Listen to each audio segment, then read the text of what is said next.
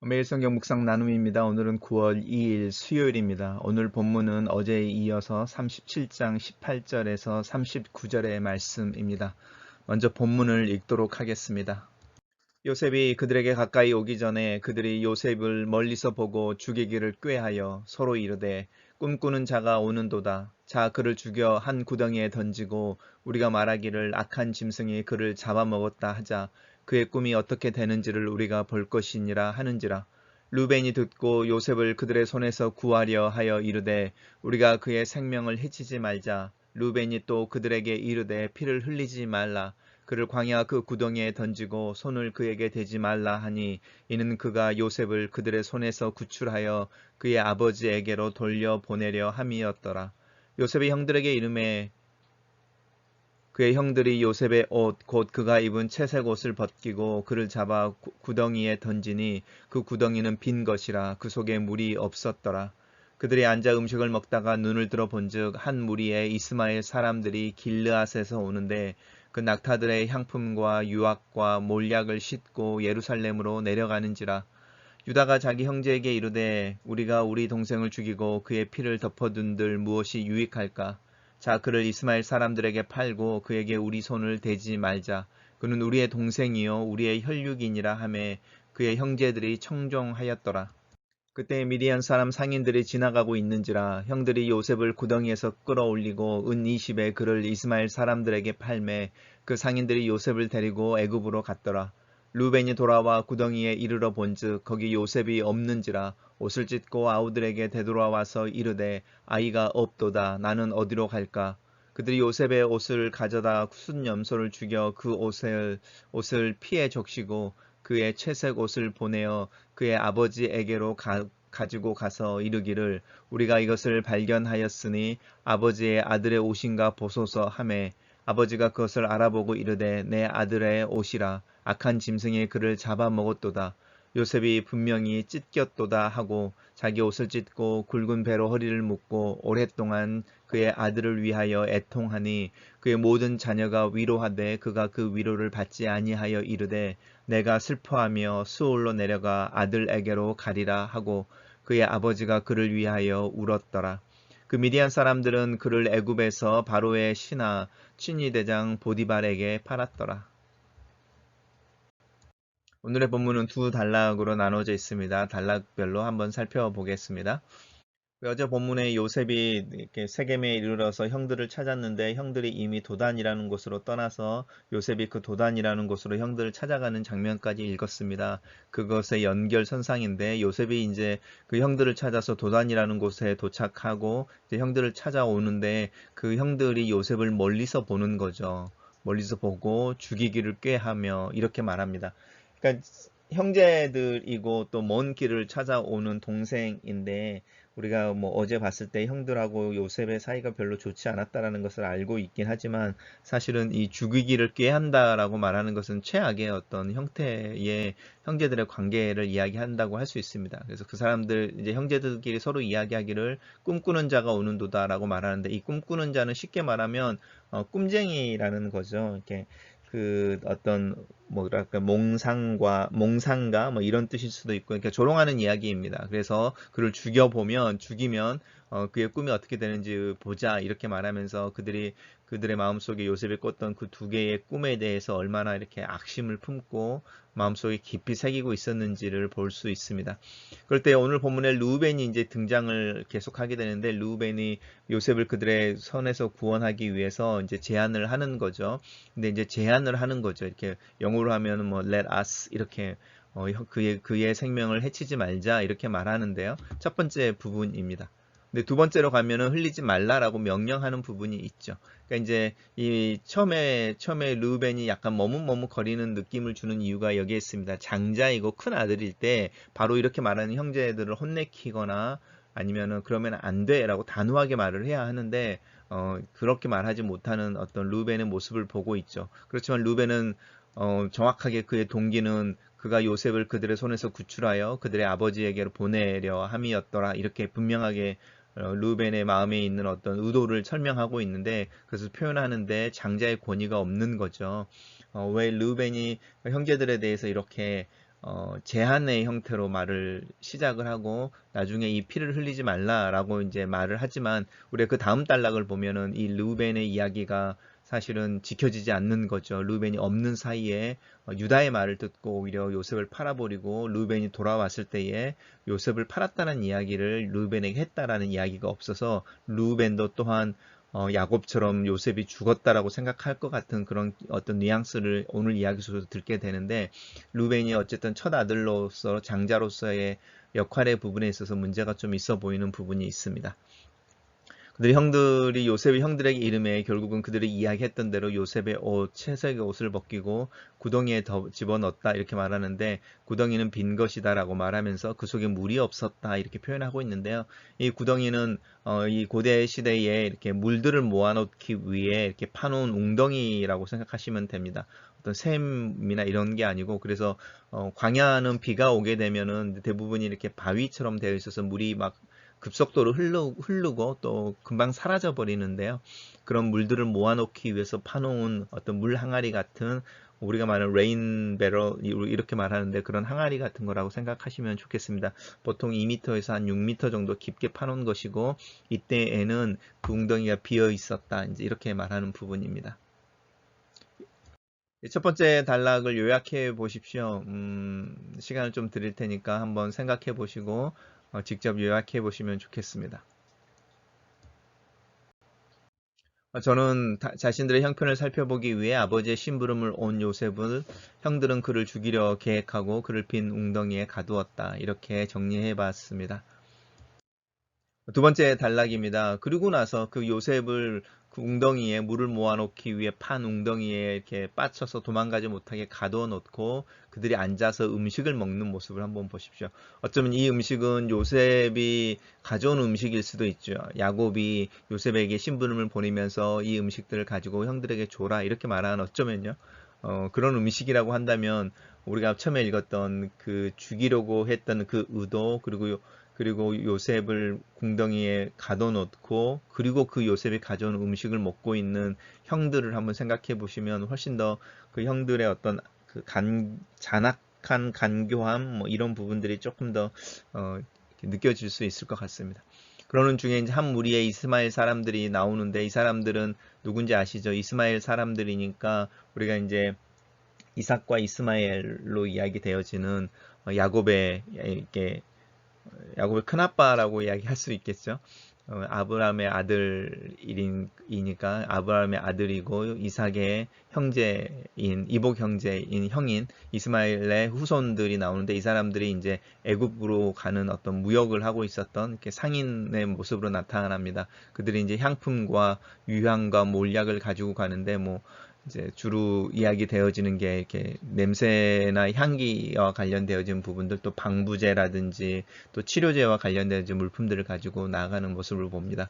이럴 때 이제 유다인데요. 유다가 야곱의 자식들 중에 네 번째인데 유다가 이제 제안을 하는 겁니다. 첫 번째 제안이 뭐냐면 우리가 우리 동생을 동생이라고 그러죠. 자기네들도 알고 있는 거죠. 우리 동생이라고 말하죠. 우리 동생을 죽이고 그의 피를 덮어준들 무슨 유익이 있을까라고 말하면서 이제 우리가 최소한 우리가 우리 손으로 우리 형제를 죽이지는 말자 이렇게 제안을 하는 거죠.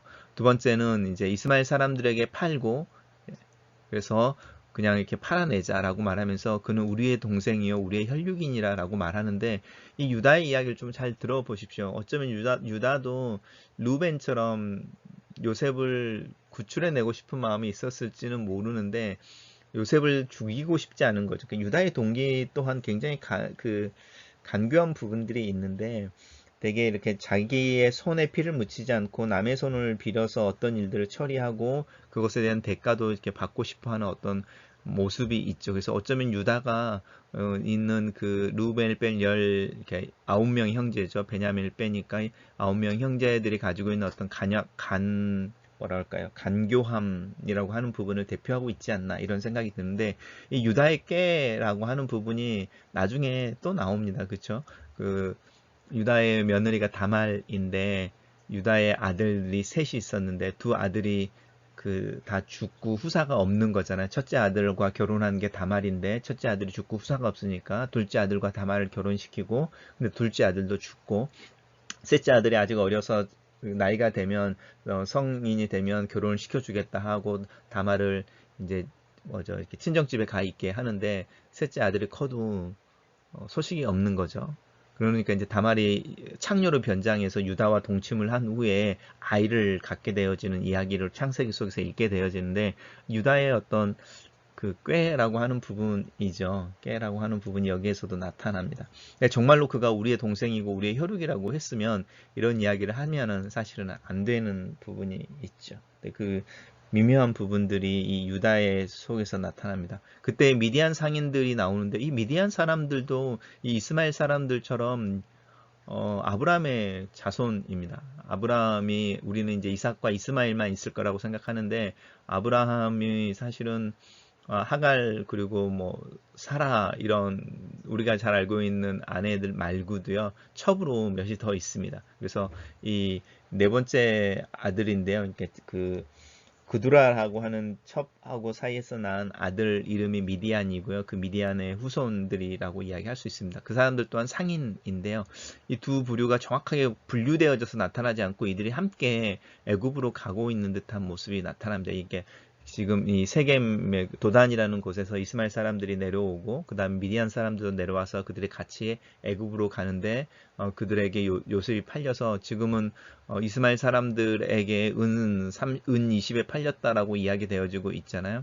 근데 이제 우리가 오늘 읽은 본문 후반으로 가면 미디안 사람들이 요셉을 보디발에게 팔았다라고 나오면서 이 두 그룹이 함께 애굽으로 나가고 그 사이에 자기네들끼리 어떤 거래가 있는지에 대해서도 뉘앙스를 주고 있습니다. 은 20인데요. 예수님을 팔던 가룟 유다가 받았던 게 은 30인 것 기억하시죠? 그래서 어떤 사람을 팔아한다고 이야기하는 부분 속에서 꼭 정확한 가격일까라기보다는요. 그냥 가치를 상징적으로 표현하는 가격일 수도 있습니다. 은 30이면 성인의 가격일 거고 은 20이면은 이제 요셉이 17살이니까 어떤 아직은 이렇게 어린 남자의 가격이라고 이야기를 할 수 있습니다. 근데 루벤이 돌아왔습니다. 그래서 루벤이 돌아와서 보니까 구덩이가 비어 있고 요셉이 없는 거죠. 그런데 아우들에게 돌아가서 아이가 없어졌다라고 말하는데 이야기하지 않죠. 그들이 똑같이 그냥 우리가 팔았습니다라는 이야기를 하지 않고 다른 이야기를 하고 있죠. 근데 나는 어디로 갈까라고 말하는 이 고백을 한번 살펴보십시오. 가인이 아벨을 죽이고 나서 방황하는 자가 되어졌을 때 내가 유리하는 자가 되는데 이런 표현들 한번 생각해 보시면 이 탄식처럼 나오는 말이 참 루벤의 어떤 장자로서의 자기가 가지고 있는 죄책감과 책임감, 그것들을 감당해내지 못했던 자신에 대한 자책 이런 부분들이 나는 어디로 갈까라는 말에 포함이 되어져 있습니다. 근데 그 루벤의 형제들이 전혀 이것에 대해서 반응을 하지 않고 그 형제들은 뭐라고 말하냐면 그 다음에 계획을 이제 진행시키는 거죠. 요셉의 옷에 순념소를 죽여서 옷에 피를 묻혀서 채속옷을 보낸다는 거죠. 자신들이 직접 들고 가지 않고요. 누군가에게 보내는 거죠. 그래서 이제 보고하는 형태로 띄는 거죠. 어쩌면 그들도 최소한의 어떤 체면 아니면 수치감, 죄책감이 있어서 아버지 앞에서 거짓말 할 수 없었는지도 모르겠습니다만은 그래서 다른 사람들을 보내서 보고하는 형태로 요셉이 죽었다라는 소식을 야곱이 듣게 하는 것이 있습니다. 근데 이 순년소를 죽인다고 하는 부분인데요. 이 야곱이 이삭의 아버지인 이삭의 그 축복을 훔쳐내기 위해서 에서 대신에 계략을 꾸미고 그 계략을 꾸민 게 뭐냐면 순염소를 죽여서 그 털을 자기 몸에 팔에 붙이고 다리에 붙여서 이제 눈이 어두웠던 이삭이 만져보고 이제 야곱을 에서로 착각하게 하는 꽤 계략이라고 하는 부분이 나오는데 그런 부분하고 연관되어지는 어떤 연상이 되어지는 동물이기도 합니다.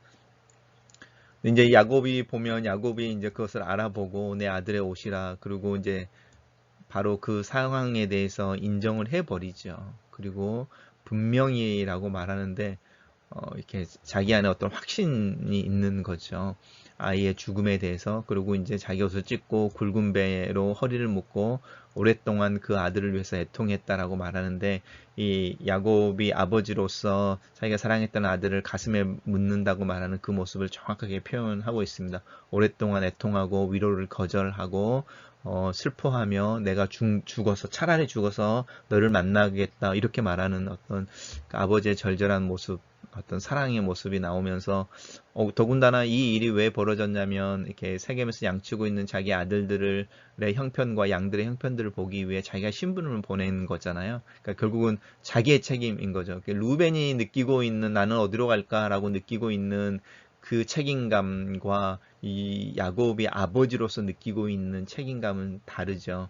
근데 그 슬픔에 대해서 좀 살펴보시면 좋겠습니다. 그런데 오늘 본문은 되게 담담하게 마지막 문장을 끝내고 있습니다. 그 미디안 사람들이 그를 애굽의 바로의 친위 대장 보디발에게 팔았더라라고 굉장히 담담하게 이야기를 마치고 있습니다. 이 담담한 마지막의 문장은 그 다음에 어떤 이야기들이 벌어질 거다라는 뉘앙스도 주기도 합니다.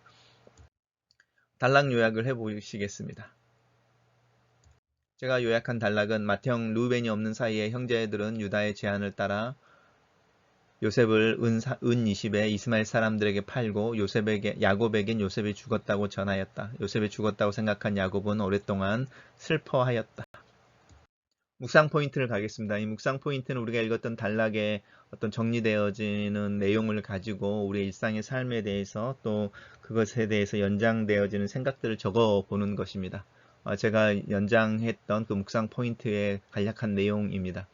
100km가 넘는 길을 혼자 걸어서 자신들 찾아온 요셉을 멀리 보고서 그를 환영하는 것이 아니라 그를 죽일 계획을 세우는 모습은 야곱의 아들들이 자신의 형제인 요셉을 향하여 가지고 있는 표현하는 최악의 태도이다.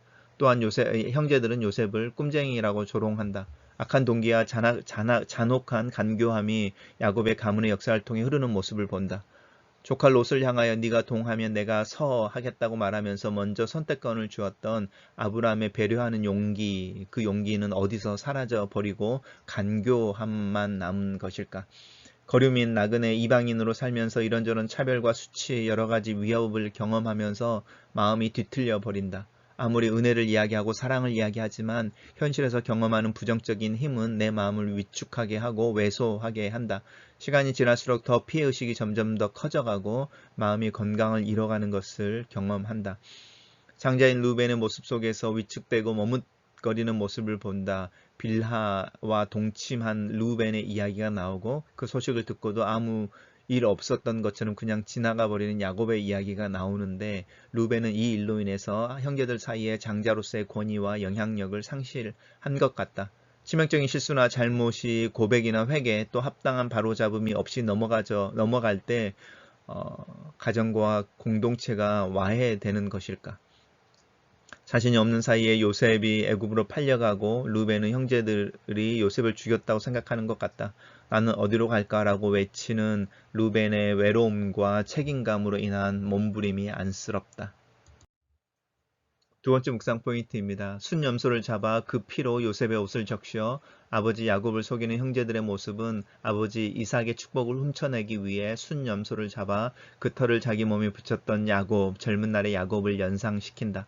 아무리 좋은 의도도 그것을 이루기 어려운데 악한 의도를 가지고 그 의도를 행동으로 옮겨서 이루는 그 악은 그 형제들의 마음속에 어떤 죄책감의 무게로 그들이 다시 요셉을 만날 때까지 20년 동안 자리를 잡고 있었을까?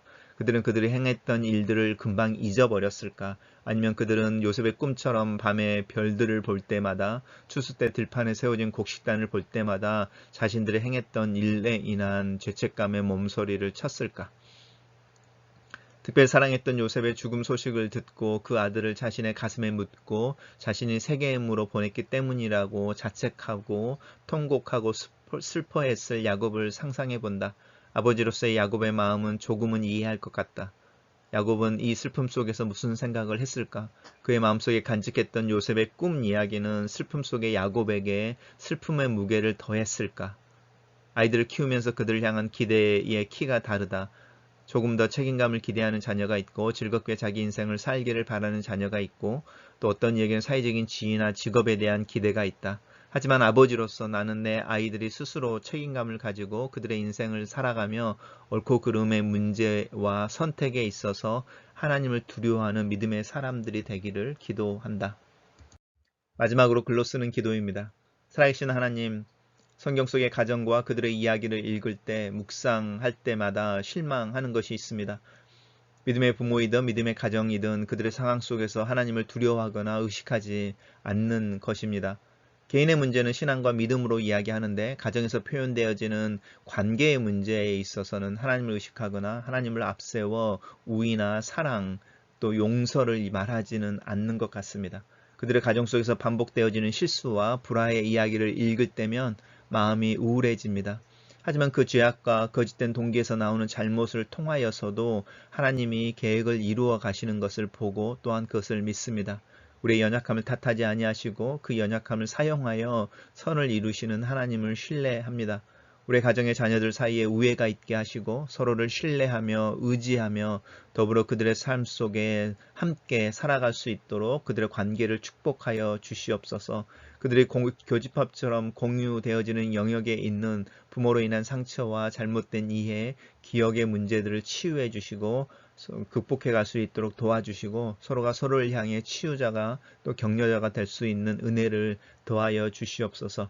믿음의 부모로서 내가 더 성숙해지게 하시고 내 삶이 주님을 향하여 한 방향으로 꾸준히 움직이는 것을 내 자녀들이 보게 하시고 내 그 일관성 있는 믿음의 걸음 속에서 신앙의 진지함을 그들이 배울 수 있도록 도와주시옵소서. 아멘.